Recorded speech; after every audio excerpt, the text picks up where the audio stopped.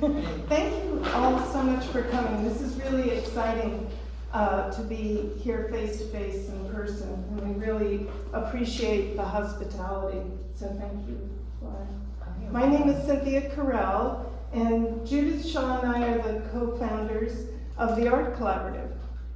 So back last summer, we met for the first time, and in our conversation, I said to Judith, you know, I've been wanting to put together an art community. And Judith said, I've been wanting to put together an art community. So I said, hey, let's do it together. And so we did. And so this is really exciting. Since September, every month we've had a wonderful program that Judith has been lining up our programs. I've been doing a lot of the marketing behind the scenes, logistics, and so we're really excited. And we have some wonderful programs coming up in the next few months too. So since we're here in person, we thought it would be really fun to do a lightning round of introductions. So I'm going to ask you if you'll give us your name and then think of one word that describes why you are here today. Okay, do you think you can do that? And that way we'll get to know each other quickly, just one word. If you have to use 2 or 3, that's okay, but let's play this game and see if we can do it in one word. So I'll start. I'm Cynthia Carell, and my word is curious. And we can use each other's words too, if it resonates with you. Okay, would you go? Maxine Long, interested. Vicki Hefty.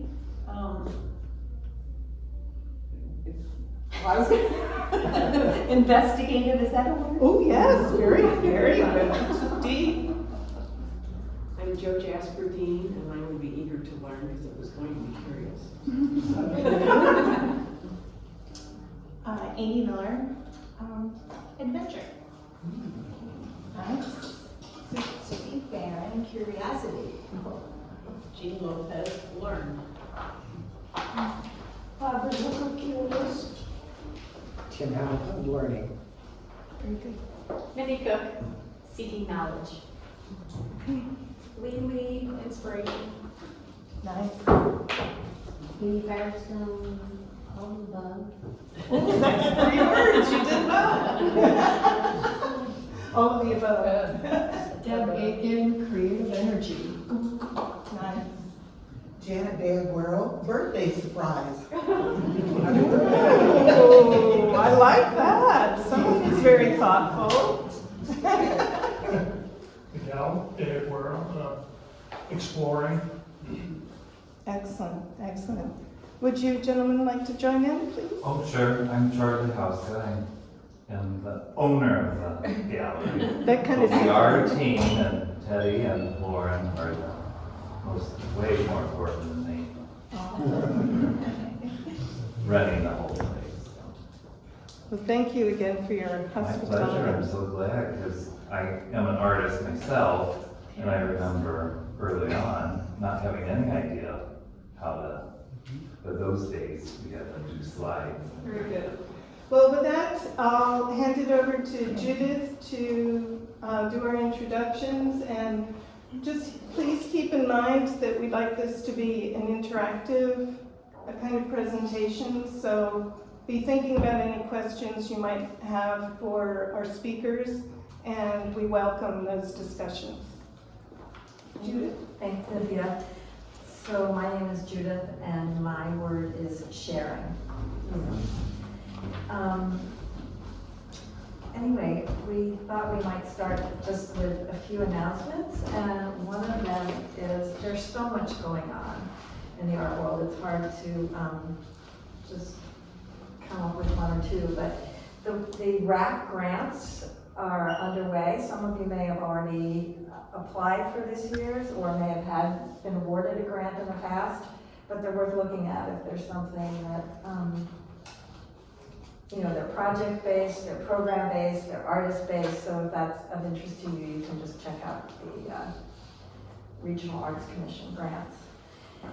And the other thing is that I recently learned, I think from Cynthia, about something called the St. Louis Arts Chamber of Commerce. Oh.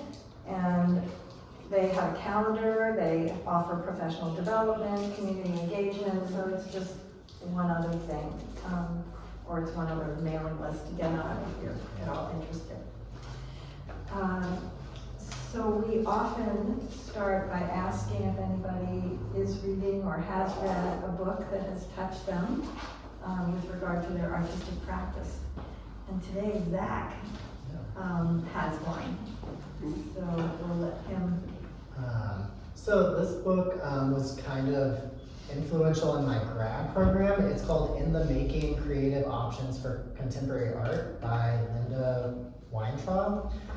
This is from 2017, I think, is when this one was published. But this book, and I can pass around, you guys can look at it. The book I really like because it talks with contemporary artists who are big in the contemporary fine art world, where they might have had bigger museum shows, but it's getting a look in at their art practice, but then also having that interview process in kind of like a interview style written way, where you can see the question being asked and what the response is to that question. But then as you continue through the book, there are things that you can kind of write in the book and kind of workshop your own ideas. So I've not workshopped in that, but I like reading it for curating purposes and also just my own contemporary thought process of my own practice. So yeah. So we're here today to hear from Zach and from Lauren. And I feel really fortunate. I mean, their energy is, bright and forceful and knowledgeable. And they both have a whole long list of accolades, but I thought rather than list them all, I would turn the program over to them, and I think the knowledge that they have to share with us is, and their wisdom and their own personal experience as artists and as gallerists.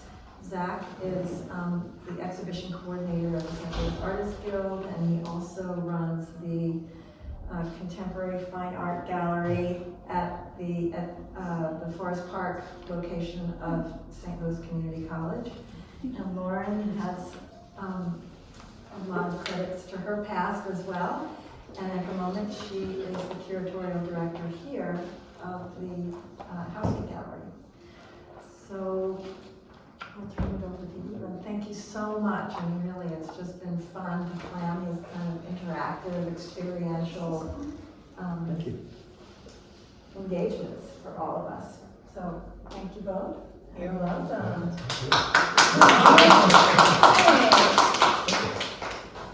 Well, thanks everyone for being here. I've never really done anything like this before, so we're gonna just see what happens. I know, I think everyone is curious about what a gallery is looking for, and I think that was a bit of the structure around what we were gonna talk about today.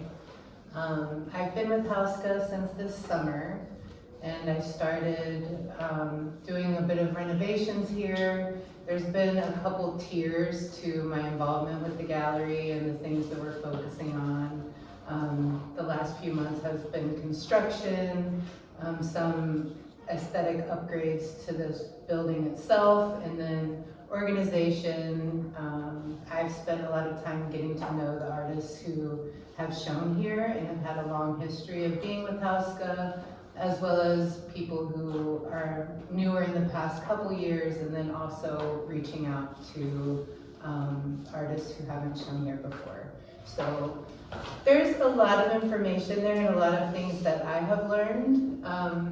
But one thing that we talked about before the meeting with Zach was how interesting his story is for how he started his relationship with the gallery, and kind of brings up some key points that I can then talk about why he's the perfect artist for our gallery. No, he is just a wonderful example of someone who understands his own work, understands what he wants to do with his work, and did a really great job with finding a great fit in Hauska.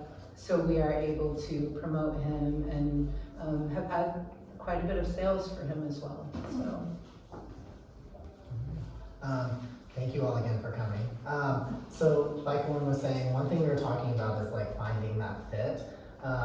So as an artist myself, I graduated grad school, and when I moved to St. Louis, I was like job hopping, and then finally landed the job that I wanted in my career path, which was working with the St. Louis Artists Guild. At the moment, I was like, this will be a stepping stone to something further down the path. Having done this for a while, I guess it's like going on 4 years now with the St. Louis Artists Guild. But like Lauren was saying, there's a lot of work that has to be done as an artist yourself before you reach out to a gallery. The pandemic actually provided the perfect opportunity for me to gather all that info, for me to reach out to Hauska. My story for, I guess, getting involved with Hauska was, it's very, to me, I don't think it's a story. I think it's very just like, I literally sent an email. But there is a lot that goes into that. So during the pandemic, I decided like I have a whole body of work that I've been working on for close to 1.5 years. And I decided I'm going to put this proposal together, and I'm going to start applying to galleries because I'm new to the area and I want to establish myself as an artist here. I was deciding that I wanted to establish roots here in St. Louis, even though I'm not from here, but I felt like the community had a lot to offer. So by putting that body of work together, which is essentially every gallery has a different set of rules. Hauska, when I applied, wanted I think 8 to 10 images, an artist statement, your CV, a website link, and social media link. And all of those things are something that you should have as a contemporary artist in today's times. Some people like to say that a website's an undue cost to them as an artist. It's not. I hate to be that person and burst that bubble for you, but it has to be a website that needs to probably be very related to your artist like handle that you're going by, so that way people can find you. And it's also a great way for like Lauren and me. I know like when I have people showing at the Guild, it's a great way for me to direct people to your website. Like we're not showcasing everything you have in a gallery most likely, or in a solo show. So directing them to your website allows them other opportunities to reach out to you to buy other work or to find out more about you, or to get opportunities like this. So that's a great way. The other thing is once I submitted that proposal, I actually didn't hear back for 6 months. And that is actually very standard. If a gallery reaches out to you, that's a great thing, but also be expectant to potentially not hear at all. In today's world, we all like to think that we are the center of the universe as artists, and like I am the only one that exists in this relationship. But technically a gallery owes you nothing. You are the one putting out your work to them. It's up to them to take the time to go through all of that and to make that decision, and sometimes that decision doesn't happen immediately. And it also allows you to have to learn that like you have to do your research. That's one thing that I had to do a lot of when I was looking at galleries in the area, was finding out, does my work fit the gallery that I'm submitting to? For instance, like Philip Schlein over there, his gallery has a lot of abstract paintings. I don't think that he wants to show my realistic drawings in his gallery per se. Like it might not fit his aesthetic or like what he's showcasing in his gallery. So you as an artist have to kind of look at the gallery, look over every artist that they're representing or have on showcase, and then figure out like, does my work fit that? And remove yourself from the situation. That's what I did for myself. When I was looking at Hauska's website, I was like, do I physically see my work alongside all these other artists that have work in this space. And also look at the like age brackets of the artists that they're showing. Some galleries show mid-career or artists that are well established in their art practice, and other galleries have emerging artists. So like you need to figure out like where do you fit into that equation? Which is not necessarily always based on age, right? So Yeah. you can be mid-career and be younger, older, or anything like that. Yeah. Mainly at Hauska, we're looking for up-and-coming and mid-career artists. So a lot of that partially has to do with the price points that we deal with as well, and our client base, which is newer collectors typically. So people who are coming here to buy for their home, for their office, designers, who is a huge reach that I would like to expand as well, because I guess in my background, working a little bit in home styling, it's great to have a gallery connection because there's so much talent here in St. Louis. There's so much work that, you know, deserves to be seen and bought over some home goods, you know, pop-in filler piece of artwork. So, yeah, that's, I think a really good start with what Zach said. And back to the responses is something that we tried to email back all of our submissions within a week. You know, just say, thank you so much, we've received your email, and we will look over your work in our next team meeting. So 6 months could be a window of time that you haven't heard, or we could reach out the next week and say, actually, we just had a spot open in a show, your work seems to fit. So a lot of it is just synchronicity of timing and hitting us at the right moment. I wanted to add that along with that submission that seems very formal, what has kind of in an email, so in an introductory email, if someone lets me know that they have taken the time to look at our artist's work and they do see their work as a good fit, that's just such a great start for me to know, like, okay, this person has put a little bit of thought in ahead of time, they see Hauska as a good fit, makes me take a little more time or a little more pause to really try to find that connection. And relationship building is really what we're looking for. So it's a partnership to work with the gallery. So it's not just like you're schlepping your work and we're just taking it off your hands. There's a lot of back and forth. There's a lot of communication that needs to happen. We have clients that look for commissions or special requests. So just keeping in mind that a professional relationship between a gallerist is something that we try really hard on our end to keep up and want something reciprocal. So one way to do that is to have a strong body of work when you approach a gallery. So decide what it is that you want, like pretend you were having your own show. Would you bring like one piece of ceramic and one drawing and one painting and kind of all over the place? It's like our job is to sort of evaluate something that's already been curated. So there's a bit of curation that happens before like the curating that we do here. So it's really attractive to see that I can be confident that you are in a certain style and aesthetic, not that I expect it to never change over the life of your career, but that in this moment you have a voice, you know what it is, you know what you're saying, you know what you want your work to look like in a space, and then we can expect that if you have 5 pieces now, you could have 10 more pieces, or we can expect that you're going to continue to work in that way for at least enough time that we can actually understand your work and market it and, you know, sell it. So some of our artists that are the most successful here sort of have this kind of studio production type practice with their own day-to-day practice. So they're working in their studio often. They're continuing to have more work. So if a piece sells, they can be in within a week or two, replace it with something else.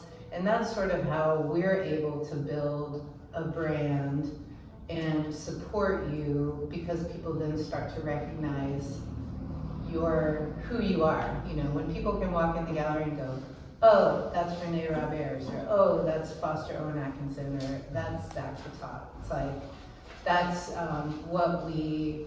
ideally what we want to have is to be able to create some brand recognition for you. And the best way to do that is if you have a voice that is consistent and strong, I would say. And I agree with that too. Even though I work over at the St. Louis Artist Guild, and the relationship here, the work that they're looking for here is completely different than what I look for over at the St. Louis Artist Guild. At the Guild, I'm looking for work that's going to bring something to the community or to bring something different for people to see.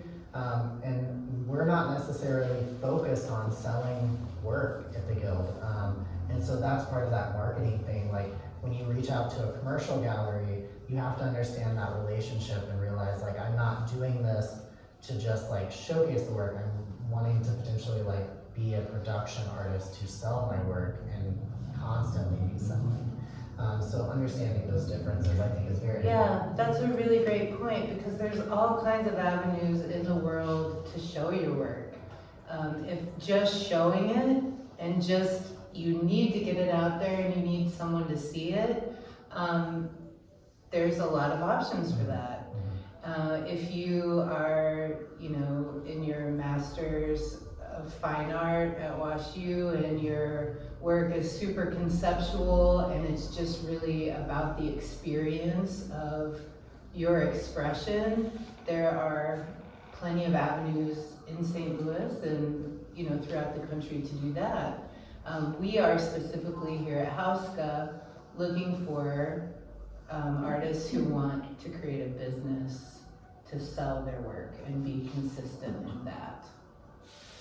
Which doesn't mean that we can't push the limits on what is conceptual or what is mainstream, or, you know, we definitely want to keep what we're showing here new and interesting and fresh and, you know, not the same rhythm or same drum the whole time. So we do, you know, want to make space for things outside of the ordinary or performance art or things that aren't necessarily, you know, directly linked to a price tag, but predominantly that's how we stay in business and how we keep our doors open and be able to provide these services for artists that we do.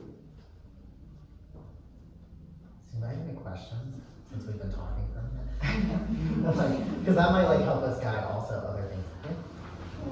Well, you know, as I'm sitting here looking at you, I'm looking at that huge piece and wondering, you know, what's the, maybe it's sold, I don't know, I mean, it's a wonderful piece, it's so big. What's the likelihood, like who would buy that? So collectors would buy that? With a big house or something? People with a large space would buy that. Large corporations. I know that like Judith, for instance, had a show at the Guild and Clayco was heavily interested in some of her work, and so that's how those things typically happen. They've got like space, and if they're an art collector, which the owner of Clayco is, shockingly, and he has some like really nice work by some big people, so congrats to it is a big feat, but yeah, that's spaces like that. And it wouldn't be common, I mean, to be honest, when we hung this show, we weren't like, oh, we expect this to sell. It would definitely be a niche customer that do, you know, walk down McPherson. This is St. Louis's Gallery Row per se, so we have, you know, 3 or 4 galleries on this street. We do get people from out of town come to St. Louis to look at art, and this is definitely a high profile area, which is really great. We're in between WashU and SLU,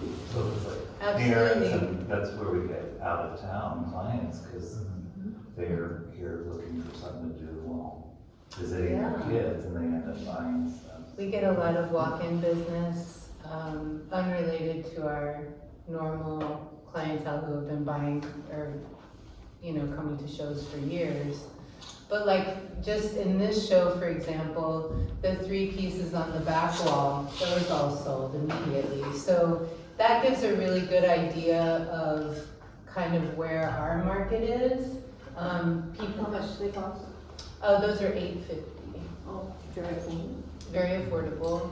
And these smaller works, they're just a little bit different. So we love these pieces. We think they're fabulous and that they're irregular in shape. But traditionally, the square, stretched, framed piece is what people really like and understand, that they can say, okay, I know exactly what that is, it's already framed, it's finished. I can walk out today and take it home and hang it in my house, and it's, yes. Do you, pretty good, do you do, education for, audience, like, potential buyers? I mean, your market, I mean, for instance, okay,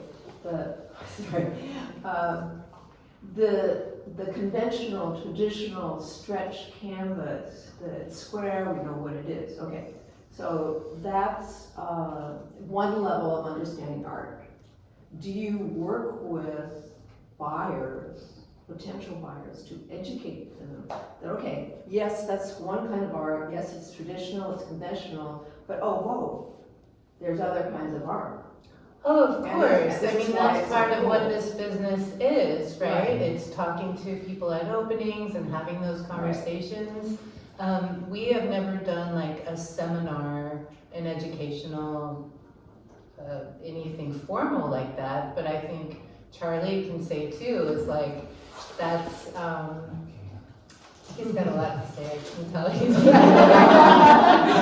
I do.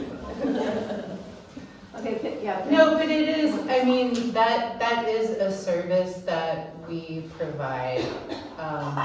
And again, that comes from, you know, having a relationship with the artist, building this understanding of the work and understanding where the artist is coming from, where they fit into the contemporary art world and what's happening right now. And that's obviously what is happening in London, New York, is not quite happening in St. Louis at the moment. You know, we're a different market, but things will start to change here in terms of what people are looking for and what people are collecting. So we're definitely not afraid to expand from that box, but it's a balancing act, because we do want to have something for both of those markets. The people who are a little edgier and interested in being a bit more contemporary, and then Yeah, I felt kind of shocked, I guess, that the limited point of view that a potential buyer would have, like, okay, oh yeah, let's go because I know what that is, versus like, oh wow. I don't know how to say it. Well, but- people do say, oh wow, to all of these things, Yeah. but this is a perfect example, because we worked with this artist for over a year, because he wanted everything to be free and loose like that, which is fine. Eventually, we're getting him exposure and selling pieces. Needing to sell pieces is a way of getting his name out there, and that's how everything is, but then other people will see those, and those people bought it, so blah, blah, blah.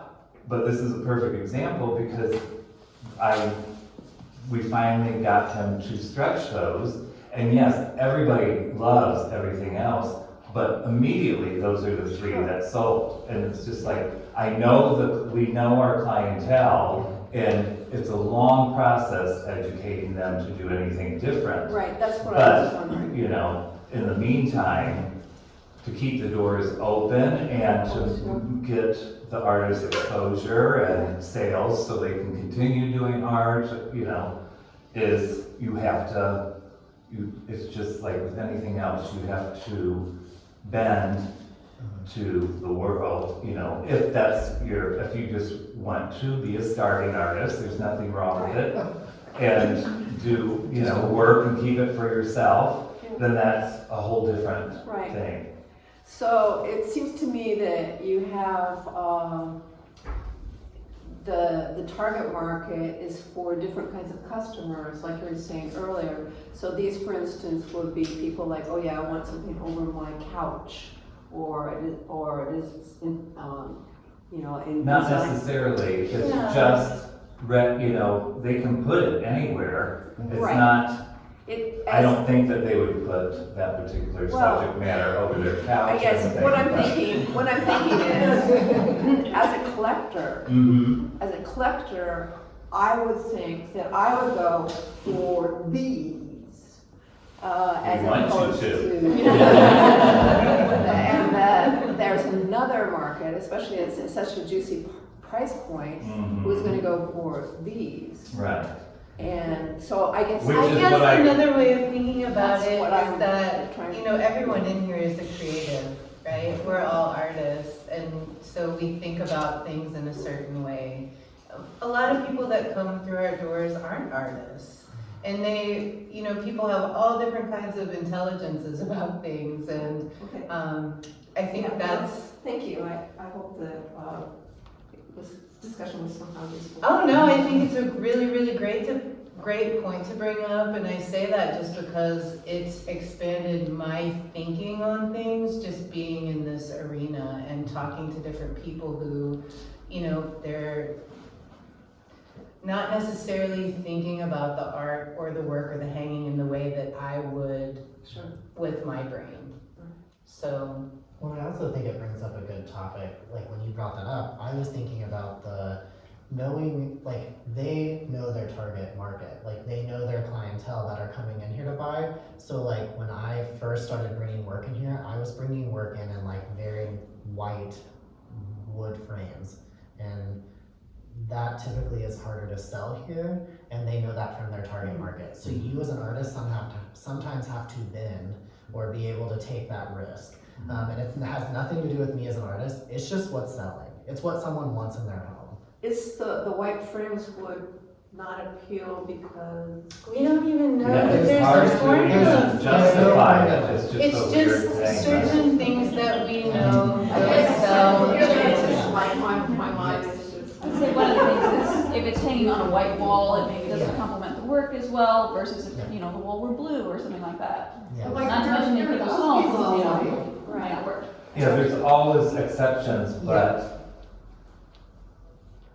his only one has a red dot on it. So I know it was just like, it just really is a known fact. Those were all in black frames, which is hard to get the artist to bend, plus they've already spent that money, so I will still show it, but his future ones may be, you know, black frames, and exactly with Zach, he has a beautiful, you know, everybody wants it, but for a hand-drawn black leather jacket in a white frame. And I have come close to selling it 20 times, but for some reason, it hasn't, and we've sold many other pieces that were in black frames, and that's in a white frame. And it's still here, it's just the oddest thing. Yeah. And So- Peter Mannion, one of our biggest artists, is the same thing. We have 2 wonderful pieces downstairs that he, on his own, went and framed them in white. Now, they're expensive, so I'm not going to, you know, have him take it apart or whatever, unless eventually he does, because I bring them out and show them just as much as with black frames, but it's just something about anything different, of course, the normal person. And of course, we wish the world was full of crazy, wild, risk-taking people, but it just isn't. So to, you know, the normal people, is they just want something that's safe, and black goes with everything. Black is safe, it goes with Mhm. everything, and an artist could maybe have a gallery in Chicago, and they could be selling their colorful frames just like, Yeah, because Just people will always say, gangbusters. oh, well, I sold it's not one. that we think it's not good Yeah. or not sellable or not wonderful. I mean, there's so many Yeah. things that have pained me to just say like, oh, just be more ordinary. You know, it's not, Because we have it's just sold practical. things in white. But it frames, is but it's just practical, and that greater. goes back again to what our job is, right? Our job is to be of service to you and to help you get the most sales you can. That's another great reason to point at Zach. Like, he's done a lot of research, he does all his own framing, he's figured out how to do it in a way that makes sense for him, because nobody wants to say, oh my gosh, I just spent thousands of dollars framing this body of work that I'm not sure is going to sell or not. So that's another tip. I think an insider tip is to know how to do a bulk of work to get it framed at a lower cost for you. So it seems to me it's also part of the artist's responsibility in working with the gallery for me to do things that help you sell the work. Absolutely, right? That's the personal relationship. That's not me bending to you, it's just working together. Right. You know your market, you know your clientele, so it wouldn't Yeah. make sense if I submitted a body of work, I'm not gonna show it framed necessarily, then to get direction from the gallerist as to this would be the best way to finish this off. I think Right. that sounds like a wonderful thing to do ahead of time. You know, just to really have that conversation of, is this a good fit? And that way it's both people entering into this relationship with a desire, a common desire, and And a win-win. yes, Yeah. When you win, I win. absolutely. That's the way we look at it too. Well, Yes. and I have a- go ahead, Well, whoever wants to go. go ahead. Earlier you mentioned commissions. How complicated or would the process work? I mean, I kind of know about it, but in your experience, relationships between the artist and the seller, when it comes to commissions, can you describe something about that? Sure.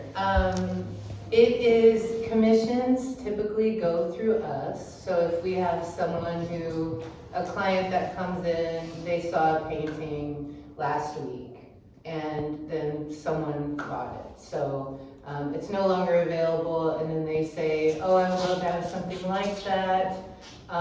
Maybe they have a specification in mind of, I really want it just the same, or I would like this other colorway, or a different size, or whatever that is. So that is something that we would have a conversation with them, try to determine the best snapshot of what they want, and then we would reach out to the artist and say, would you be interested in doing this? This is what they want. And then it's kind of a conversation back and forth, which, you know, at times it goes swimmingly, and at times people they say they want it, but maybe they drop off and they don't necessarily follow through. But that, we try to be the middleman, I guess, in so many words. Does that sound right? Oh, definitely, and that really ideally is so we deal with all that stuff so the artist can just create. If you're worrying about, oh, am I charging enough? Would they have bought this for more? Should I charge less? I didn't sell it and all that stuff. Then I feel it inhibits your creativity for sure. And so ideally, that is one big purpose of a gallery, retail gallery. Did that answer your question on questions? Yeah. Yeah. But oftentimes, clients, and it's very hard because the artist, we have to contact the artist to see if they're willing to do something like that, or even have time or any of it, but they think it's automatically a done deal then, but so it's hard if you don't have a relationship where you're not just assuming that, it's sold and, then if it doesn't happen, that it's something that we did. It's just that the client is inquiring as well, and it may be something that they didn't realize would be so much, and sometimes commissions and artists charge more because it's a special project and stuff like that. And the client will say, well, it was 800, the other one was, why is it 1,200, But it would be our responsibility to explain that to the client, but that changes. And we have probably 5 different examples of that right now, because everyone has so much things going in their life, so that artist thinks that must be the only thing in everyone's life, so why is it taking so long? But the clients have to think about it. They may be under construction, they may be trapped. There's so many different things that it's maybe a dead thing right now, but often they come back later, and it just, commissions are very tough on artists and Well, people and trying to sales sell it. sometimes are very tough too, and we would never call an artist and say, oh, somebody came in and was seriously looking at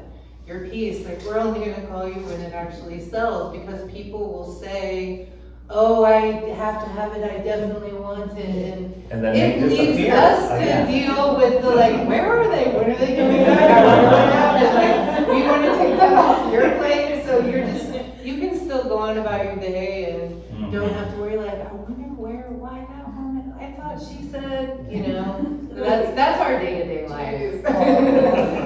Do you follow-up calls? Oh my gosh. Yeah, we really are in the business of selling artwork to our clients. Well, and also what Charlie was saying with the commissions, I do think it's a good point to bring up the whole realizing how, when you're pricing your work, that should be a conversation between you and the gallery to make sure that you're not undercutting yourself, but realizing what goes into that, and then also realizing that if somebody that's has messaged you through your social media or private contact information that says they're interested in a piece that they saw on your social media, if you have a relationship with a gallery, you should really be cutting that gallery in.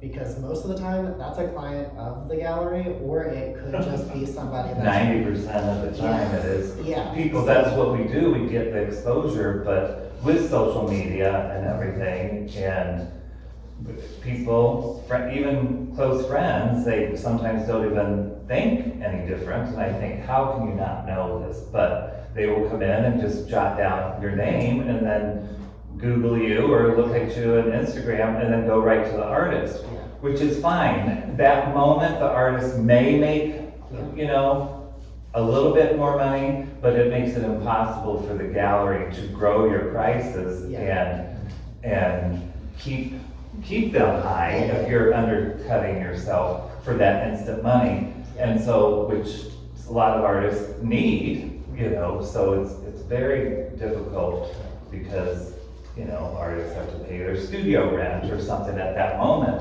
and a gallery can never compete with a crying artist to a client, and plus clients love to think they're friends with all the artists, and it's an ego trip for them to think that they can just go to your studio and stuff, but it really becomes a problem and issue, because then the artist is always interrupted, and it's what is the purpose of the gallery? And it's kind of like having an agent, right? Yeah. It's we're your agent. Mhm. Call my agent. How cool is that?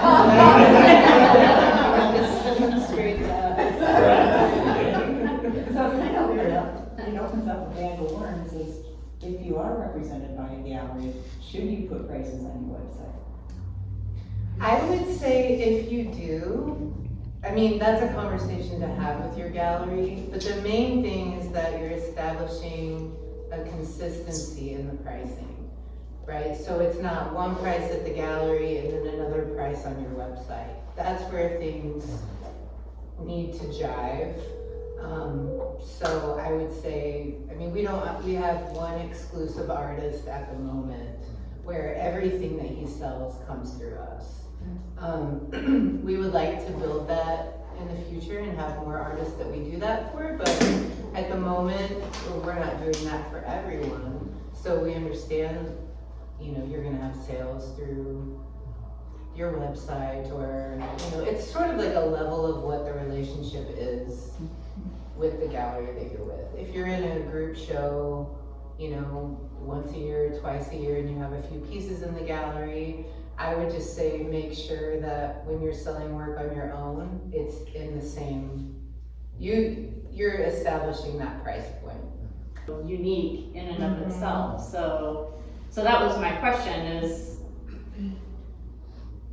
for on the gallery end, would they look at a body of work where nothing really goes together other than they're all comprised of the same material, or should it like be like a series? Does that make sense? Yes, it makes sense to me. So ideally, I would say for your guys' perspective, you would probably want to have a series that's, or at least like, even if you're making one-of-a-kind pieces, there's a commonality that strikes That's what I across. was gonna say too. Okay. Like, it's hard for me to visualize.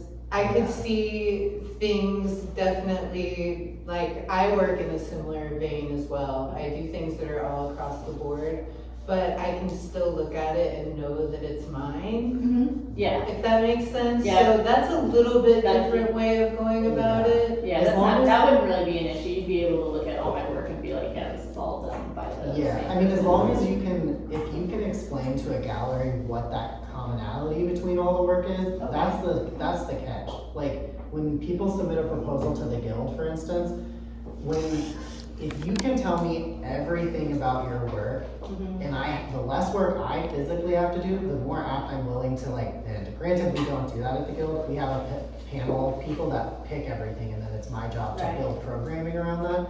But if the less work that you're putting on the person that you're submitting to, the more that they're apt to be willing to be like, they've done their work. They understand that the work fits with the gallery. They understand what their work's about.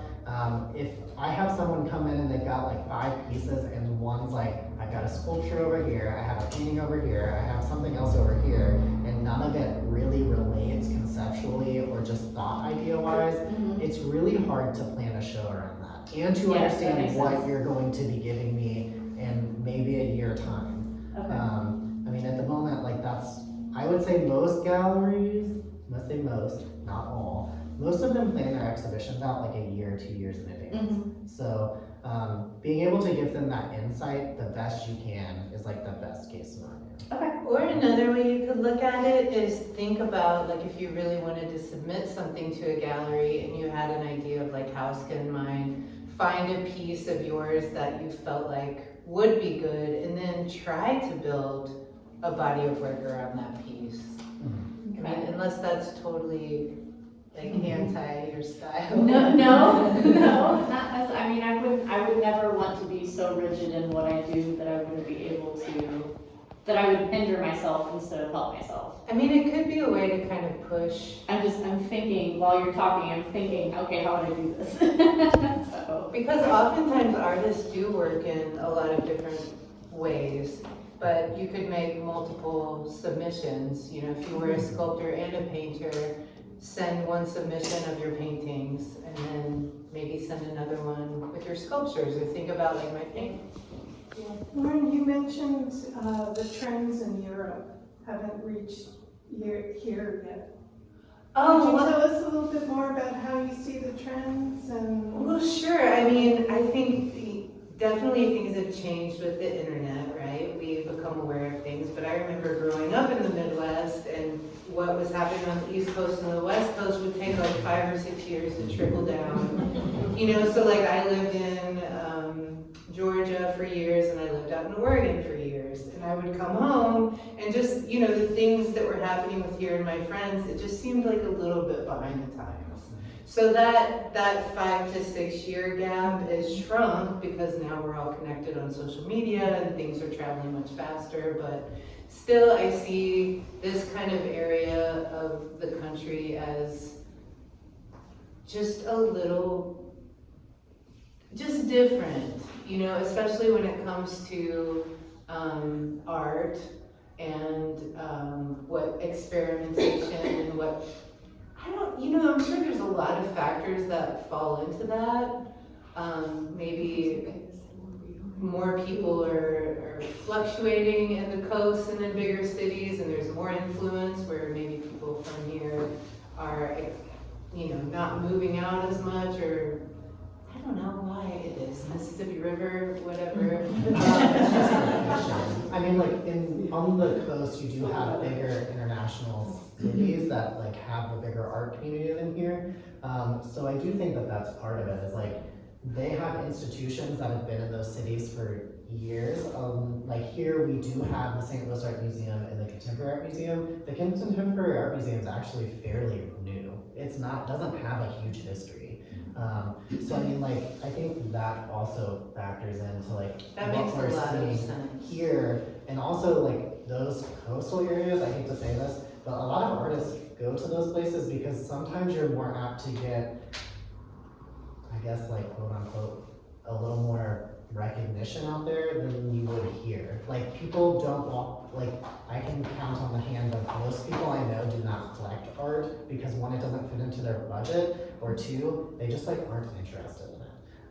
And that's not what they think about. They think about like going out, or I'm gonna buy this new car, or whatever else they're thinking about. So I mean, I think that's a lot of like, in the Midwest, you are dealing with different group of people. But it for some has reason. changed It in has a way because there's a lot of people who have artists who have lived in New York or lived in LA, and they're moving back to Here. Missouri. You know, I just had a conversation at an opening the other night with a prolific artist who is saying, you know, I think I just might stay in St. Louis.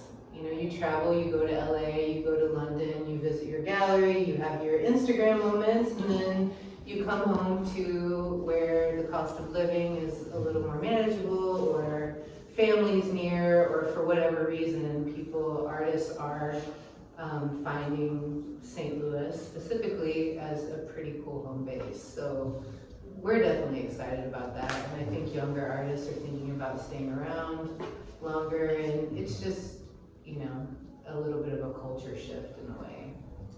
How do you see the trends overall? Do you, in your view, are there certain trends that it would be helpful for us to know about, that you see happening in the art world? Well, what do I see? I mean, there's definitely color palettes that become trendy. There's definitely styles of working, mixed media. There's a trend of just really simple drawings, like naivete is really popular in some of the forms and the images that I've seen, we're all seeing in painting. You know, there's not one direct thing, but I think following other artists on social media could be helpful and inspiring. I used to always go to Barnes and Noble and just look through all the art magazines. You know, have an afternoon and look through Art in America, look through Art Forum, and I kind of miss those days because it's not exactly the same on Instagram, but it's easy to connect to artists that might be similar as you. That could be inspiring. I guess the other side of it is that it can be a bit overwhelming, and sometimes it's not helpful to compare what you're working on to other artists, just to kind of stay in your own zone and keep doing what you do. I can give you a perfect example is just with the world, of course, changed with COVID. Not only I thought I would go out of business or wouldn't be able to sell art, but it was the opposite. The people that were spending all their money on travel and restaurants were at home and they had blank walls. So it turned into much more of a success than I thought. But also in trends and style-wise, forever, styles come and go and something's in and something's not. But in general, color has always been, or something more graphic or modern, but with COVID, which to us is such a unique example of something that changed everything, is that people started buying more realism instead. They also with the COVID, all that they had blank walls, but they wanted to see something that they didn't have to think about. So stripes and circles and modern art was just too much for them to think about when we're worried about vaccination and mask and everything else. So we did see that big trend that, because we have a few artists that do paint realism, and they were a harder sell, but then all of a sudden people started buying them because it was just something that they could look at a picture. They don't have to figure out why that pig is so, it's all different things. It would be not necessarily a landscape or something as simple as that, but a scene that people can relate to that is easily understandable. And so that still is a big trend right now, and it could change, as soon as we're back to the way everything was, if ever. I mean, that could change, but it is a big trend that I definitely know we sell more of that type of stuff, so. I was embarrassed to say I recently missed a gallery opportunity because my website is out of date. All the work they were interested in is stuff that's been sold. I am technically challenged. I don't want to waste my time on anything that has to do with putting together a website. It's not my strong point. Is there somewhere an artist can go to pay someone to put together a website for them? Of course. I was gonna say, there are firms that do that. It does get costly, and that's another relationship you have to build with that person to be able to send them that info to do it. I have plenty of friends who are graphic designers, and they love doing freelance work like that because it's easy for them, and then it's a paycheck every month that they just charge to the artist to keep up their website. How would I find that person? Just get in touch with me, I'll send it to you. I know plenty of people listen to it. They're most of them are you could even hit up any graphic design program at school. There's plenty of kids that would do that. They would love it. Yeah. Well, even the whole social media thing, I don't want to have anything to do with that either, but I know as an artist today, you have to. It's a must. Social media is a different ball game, I think. I don't know their name. Or I do know somebody out in LA that does that, but it's she makes a living off of it, which is I don't know how much she's charging, but I guess there's people that do that too. I mean, I run my own, but it is a lot of work. Yeah. And sometimes I don't post. I'm sorry. No, go ahead. There's actually an organization called Experts for Entrepreneurs. There's a huge community of entrepreneurs in St. Louis, and I've been, in my past, I've been very active in that group, and it's amazing the resources that are available. And you don't have to go to a big agency to get help with things. There are lots of self-employed, really can put you in touch with some of those too. Great, thank you.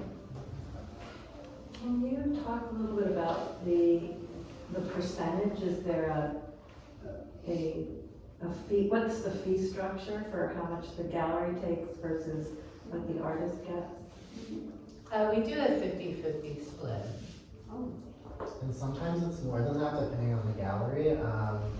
Sometimes bigger galleries will take a 60%. It just depends on the gallery. So whichever gallery you're looking at, just make sure you're aware of that. And then you can build that into the pricing of your works to make sure that you're not undercutting yourself as the artist. And then also, at the Guild, we take about 5% commission, don't quote me on that.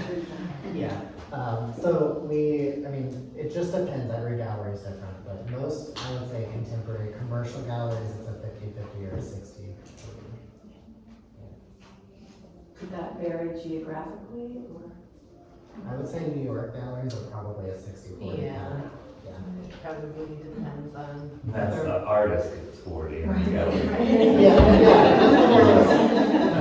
It's New York. But they're probably selling their work for a lot higher too.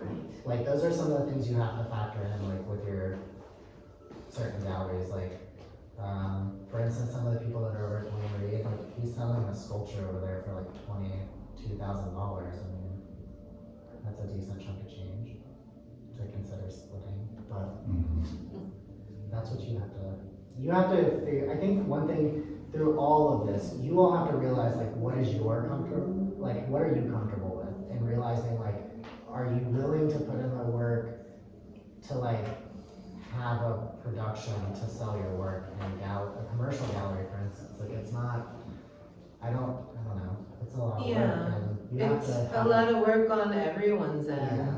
You know, we could have a whole conversation about all of the things that we do that you might not think about, that the gallery is doing in the hours that we're putting in, and the materials and the supplies and the packing, and I mean, all of the, I feel like we really earn the 50%, and I'm happy to share in all the ways, but it is, it's a lot of man hours, it's a lot of time, it's a lot of relationships, and time spent, but I think it can be worth it on both of our ends.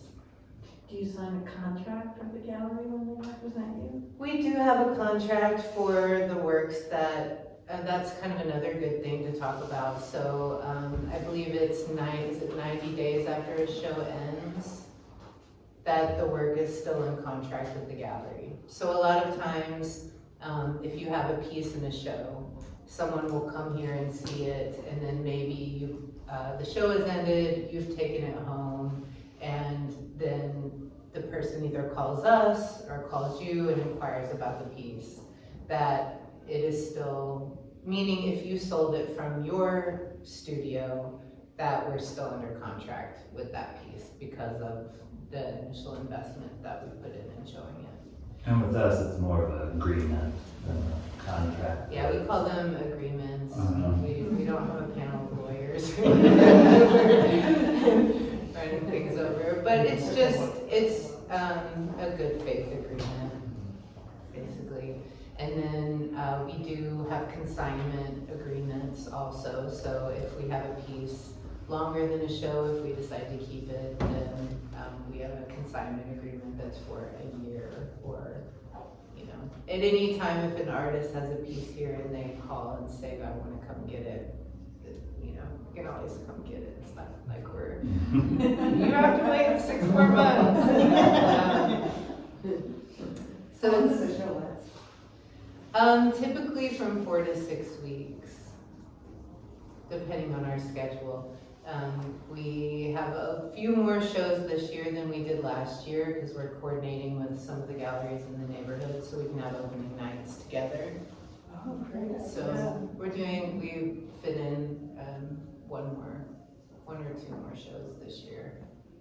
And group shows, so we can include more artists, because we do get lots of submissions constantly, and we may like them all, but there's normally 12 shows a year, so it's 12 artists, and we see 500 artists, Yeah. so it's hard to, you may love your work, but you have to maybe wait 3 years, but that's why we try and have group shows, and we can include newer artists or people, or test them out and all that stuff, so we love group shows, but they're a whole different thing, because each artist loves to only be them, you know, too, so.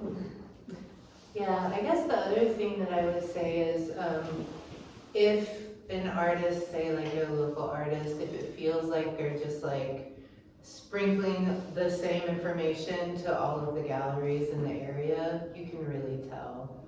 You know, it's just kind of like, oh, I'm gonna apply for some galleries, I'm just gonna throw some resumes out, you know, you just kind of do that thing. When it really feels intentional and like you picked us because you like us and you think it's a good fit, I think that feels good. When starting any kind of relationship, you know, it's not like, I'm just gonna go on a date. I'm just gonna throw it out there, I'm available. But I think that bit of intention is really important, and also remembering, you know, not to take anything personally and don't assume, and, you know, all of those things about just building a relationship. Like I would say, just don't take anything personally. Even if it's not us, it's somebody else, their opinion. So if you are secure or enjoying what you do, and all of us have been rejected, and my particular style, even in college, they wouldn't let me paint. They considered it not art, it was commercial, and things have changed, and I've made a living for 30 years, but back 30 years ago, it wasn't the same, but I was confident and loved what I was doing, so I continued doing it. And it worked out for me. But it doesn't, you know, artists, there is the starving artist, because it's not easy, and there's no one specific, if you take this training course, you will be a successful artist. There's so many different things combined, of course, but we try and be one of those things, of course. From our own experience, because both Lauren and I are artists and have done many different things and experienced all the things that we do to artists, we've experienced. Well, we just have 10 minutes left. I just want to thank you so much. I hope that all of those words that were mentioned at the beginning were addressed. I think they were.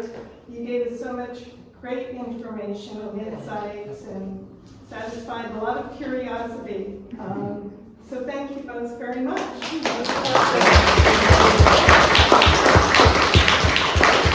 the 10 minutes we have left, we would like to tell you about next month, because we have an exciting program next month, and also have a little bit of quick discussion about any shows that you've been to, art experiences that you would like to recommend. So be thinking about that if you have something you want to share with us.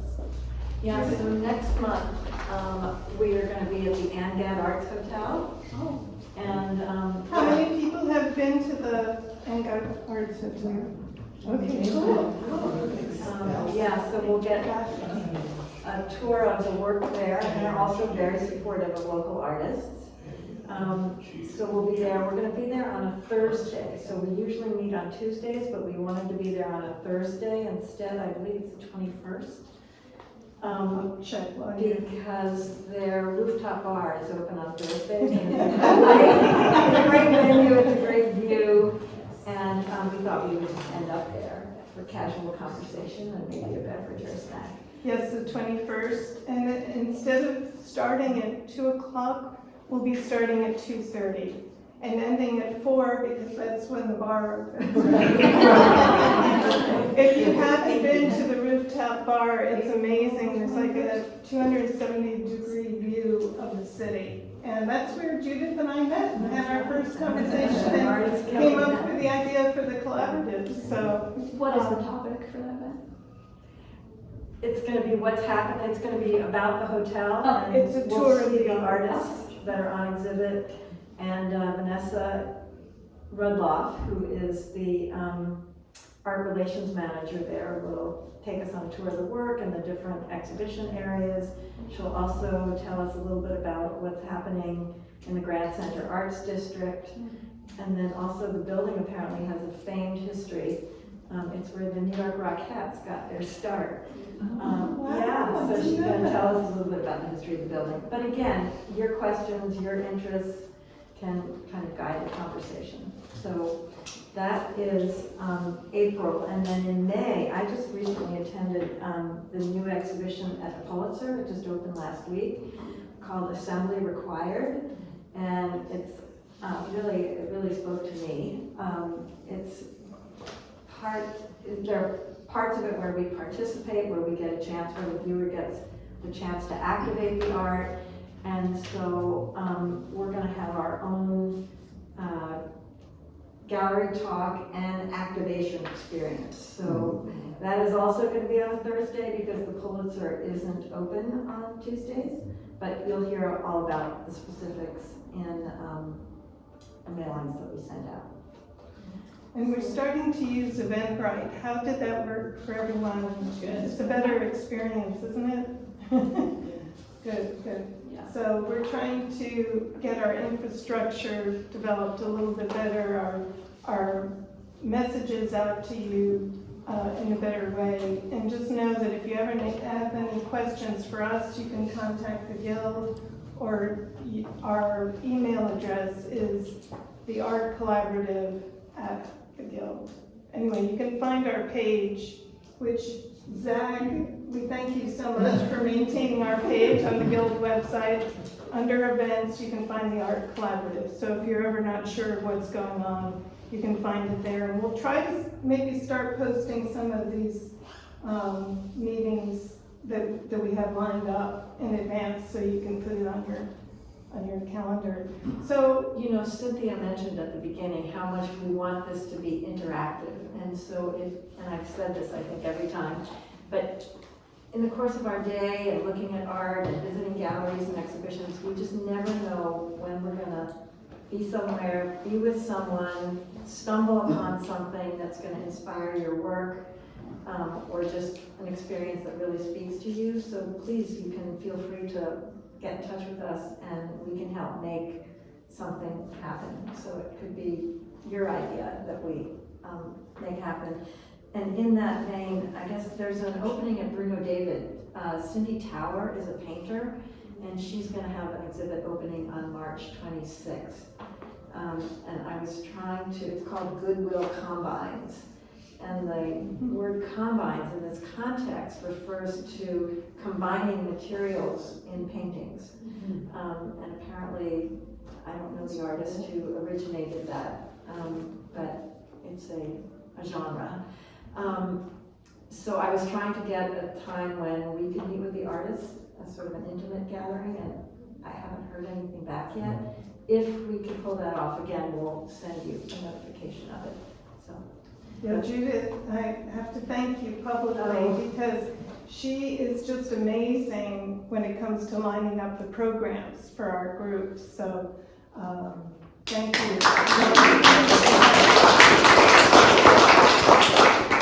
Just wonderful, wonderful. So any art experiences you want to share with the rest of us? Yes? I have a one-person show coming up, same opening night as the one you mentioned, March 26th. It's at a probably lesser-known gallery, the Kathy Gregory Gallery. If you search kathygregory.com, yes, it's just off of Shaw near Grand. So, What's the medium? it's all oil, actually water-based oil, because it's less harmful both to the environment and, but they're mostly 4-foot by 6-foot landscape paintings. And I should mention, we were talking about frames earlier. One of the things I try to do is to make paintings that are the same size for several reasons. They do look good when you're doing a show, just to have that kind of rhythm, unity of size. But also, I buy my frames over the internet and have them shipped to me in bulk, more than 6 at a time. So the frames I bought for this are what's called floater frames. So it looks like the image is actually floating inside the frame. There's a kind of a black area that is indented. And they come fully assembled. It takes me about an hour to screw everything in, do everything else to do it. So and I'm getting those that size for $95 per frame. Wow. So what's the company? Or what's the website? I'll look at I think it's, If you send it to us, we'll post it. sure, yeah. That would be great. Thank you. Sure. That's wonderful. Any other announcements? Any other shows? Yes? I belong to an art group called Art Bit St. Louis, and a couple of years ago, we all made personal totem poles out of fabric and fiber. And our whole collection, there's about 25 of them, will be going to the National Quilt Museum in Paducah and shown in July. Is it showing here at all? Not at the moment, no. The group does have a show actually up right now at Longview Gallery in Town and Country. Oh, okay. Wonderful. Congratulations. Has anyone been to see the Beyond Van Gogh interactive? Yeah. It's gonna be Monet, I heard now. Excuse me? It's going to change into the Monet, which is great, Okay. that same space. Wonderful, wonderful. And there's I- also a Picasso one that's opening in Atlanta. We actually saw it in Paris in 2019, and then I In the saw the caves? one here, and they were so different. And after the one in Paris, I couldn't, this was really difficult to stomach. But I know, it just was so big in Paris, there was none of the. Was it in the caves? It was in a big old factory building. It was just Okay. dark and there was no. And see, here we have it in a tent in a parking lot. Right. So that's the difference between Midwest and. Yeah. And badly written descriptions of what you're about to, it was really, Some people love it though. I know, a lot of people like that. Yeah, if you don't know the difference, I mean, I found it so moving, I cried. I think there's a lot to be gained from not only the creative genius of Van Gogh, but also the creative genius behind the people who put that whole show together. The thing is, okay, I'll just argue, the thing I found really problematic was in Paris they showed Van Gogh. Here it was, let me give you my interpretation of Van Gogh. And I was really offended by that. I mean, I don't know. Let me show you what a great video producer I am, as opposed to could we just have Van Gogh? So, It should be interesting to see what happens for that show. You know? Yeah, well, if you haven't had a chance to see it, here's your opportunity, and you can join our debate next time. Okay, well, thank you all for coming, and now it's time to walk around and enjoy this wonderful gallery.